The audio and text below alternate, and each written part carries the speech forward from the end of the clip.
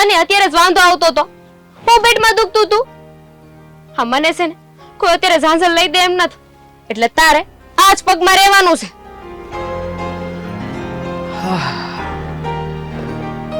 આ જાંજર પણ કહે છે કે હું જેને પહેરાવું, પણ તું છે કે મારી વાત માનતી નથી. અરે મારામાં વાંધો શું છે તને? જા લુચ્ચા, આ કવિતા એમ કોઈ ની થાય એમ નથી. આ કવિતાનું તો સ્વયંવર છે, સ્વયંવર. અને ઈમાજી પાસ થાય ને આ કવિતા એને જ વરમાળા પહેરાવશે. એ અમારી વાત સાંભળ. આ હું એ કહી દઉં છું તને, હા, કે આ ગામમાં હું એ જોઉં છું કે કયા દેશનો રાજા પગ મેલે છે, પછી વાત આગળ વધશે ને.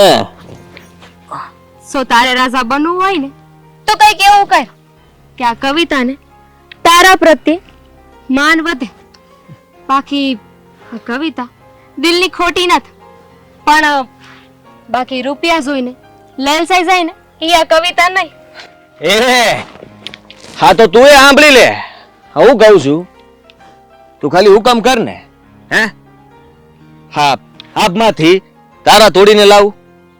તું કહેતી હોય ને તો ધોળા દાડે તને આ વાડીમાં સાંદો દેખાડું, ને જો તું કહેતી હોય ને તો હજારવામાં સૂરજ ઉભો કરું. અરે બોલ ને તું કે ને ઈ કરવા તૈયાર છું. હુકમ તો કર. ઓ છેલાજી રે મારી હાટુ પાટણ થી પટોળા મોંઘા લાવજો. ઓ છેલાજી રે મારી હાટુ પાટણ થી પટોળા વેલા લાવજો. એ લાવીશ પણ તારે એના માટે મારી હારે આવવું પડશે. હા, એકલા મને ગમે નહીં ને તારે જેટલા લેવા હોય એટલા લઈ લેજે મારી નાગરવેલ. આહા, એમ નહીં. જો તું આખા ગામ વસે સ્વીકાર કરે કે હું કવિતા સિવાય કોઈનો નહીં, તો આ કવિતા તારી.